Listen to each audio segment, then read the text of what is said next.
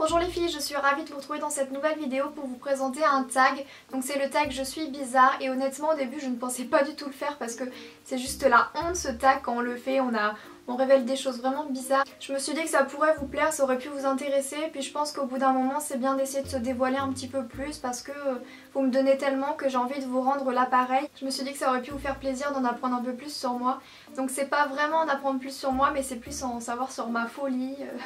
Mes bizarreries, etc. parce qu'il y a des choses j'ai vraiment honte. Donc il me semble que dans le tag il faut donner quelque chose comme 10 anecdotes bizarres ou 10 choses bizarres, quelque chose comme ça.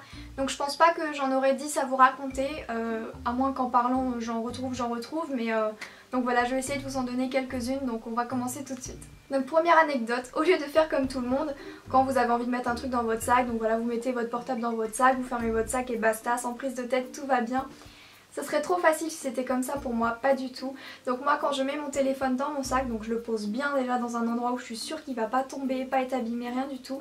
Je le pose dans mon sac et au moment où je referme le sac, il faut que je visualise le portable pour être sûre qu'il ne s'envole pas, des fois qu'il pourrait s'envoler à la seconde où je n'ai pas encore fermé la fermeture. Je vous assure que je vous mens pas, ma maman à chaque fois que je le fais, mais elle éclate de rire, elle se moque de moi. Donc Mounette, hein, si tu vois ça, je te fais plein de bisous. Il faut absolument que je sois sûre que mon téléphone soit dans mon sac jusqu'à la dernière seconde où j'ai fermé la fermeture pour être sûre de ne pas le perdre, de pas qu'il soit tombé ou quoi que ce soit, c'est vraiment n'importe quoi. Du coup à chaque fois que je mets mon téléphone dans mon sac, je suis comme une folle à regarder bien mon téléphone en fermant la fermeture pour être sûre qu'il n'ait pas bougé. Et ça m'arrive même, je suis vraiment en train de me dire que je suis grave, ça m'arrive même de rouvrir la fermeture pour voir s'il est vraiment dedans alors que j'ai fermé en regardant.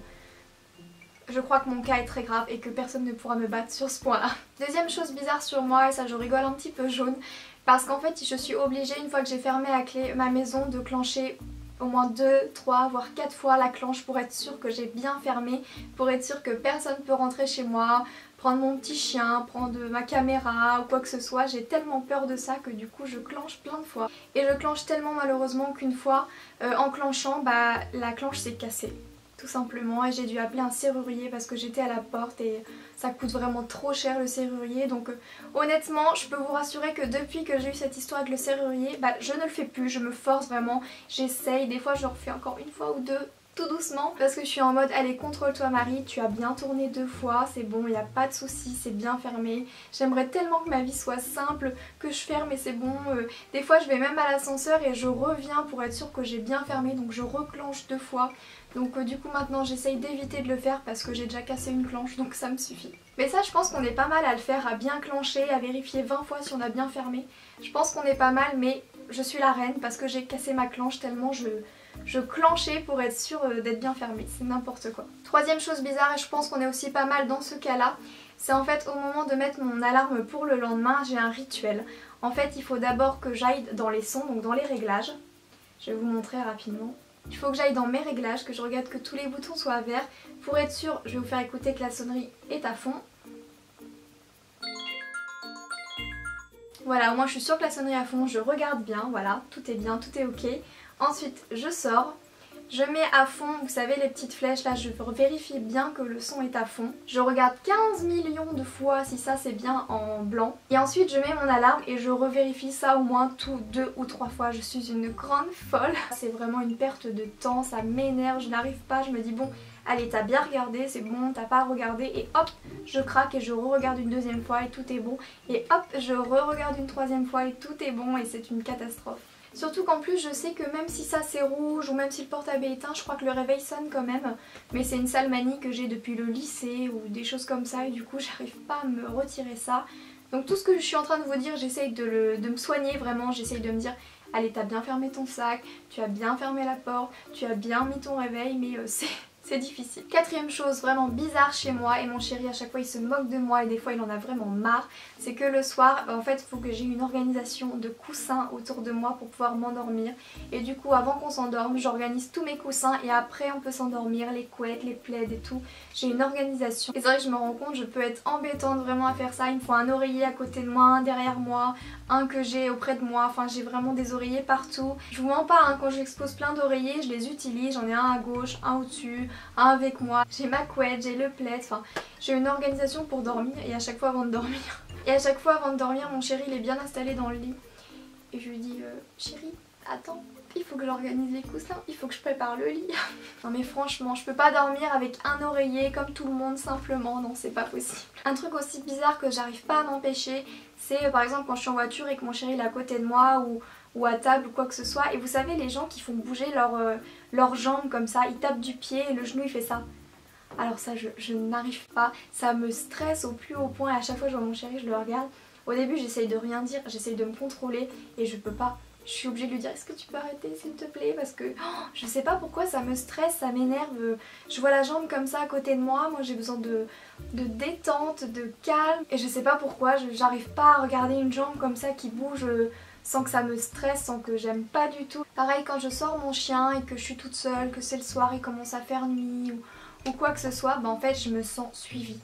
Mais je suis une grosse folle, je me sens suivie ou dès qu'il y a quelqu'un j'ai l'impression qu'il me suit ou qu'il me regarde. Je me sens vraiment suivie, mais vraiment je suis persuadée au fond de moi qu'on me suit, qu'on veut m'enlever, qu'on veut m'attraper, je sais pas pourquoi. Et du coup je me mets en mode espion, je suis comme ça au-dessus de mon écharpe, je regarde, je me retourne. J'essaye de changer d'endroit pour voir si ça me suit vraiment. Ou sinon une fois ce que j'ai fait, ce que j'ai cru que j'étais suivie, non mais ça c'est...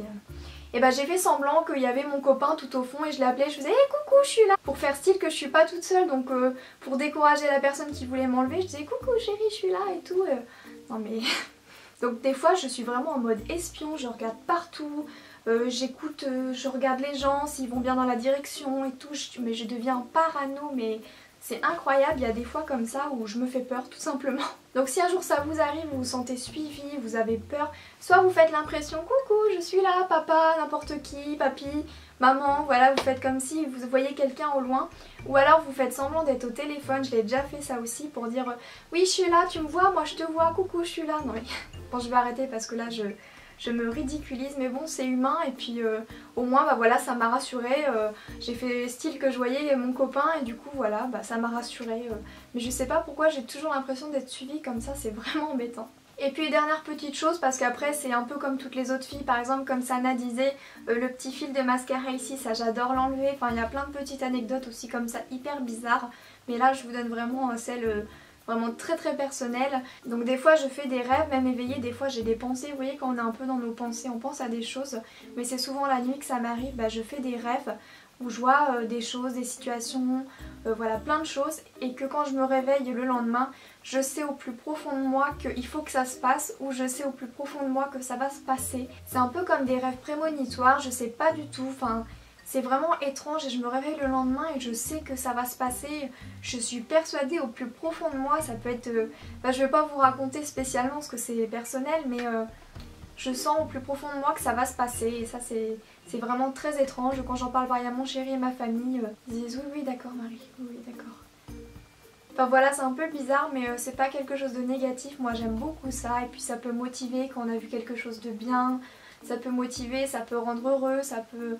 Enfin voilà, moi j'aime vraiment beaucoup. Et donc voilà les filles, je vous ai raconté toutes mes bizarreries. J'espère vraiment de tout mon cœur que cette vidéo aura pu vous plaire, que ça aura pu vous faire rire ou vous faire sentir un peu moins seul si vous aussi vous faites ces choses-là. N'hésitez pas à mettre un petit pouce vers le haut ou un petit commentaire, ça me fera vraiment super plaisir. Surtout n'hésitez pas à mettre vos petites bizarreries en commentaire ou si on en a en commun, ça me ferait plaisir de le savoir parce que je pense que vous avez vu que je suis très bizarre. Et donc voilà ma beauty family, je vous fais plein d'énormes bisous et je vous dis à très vite pour une prochaine vidéo. Bisous!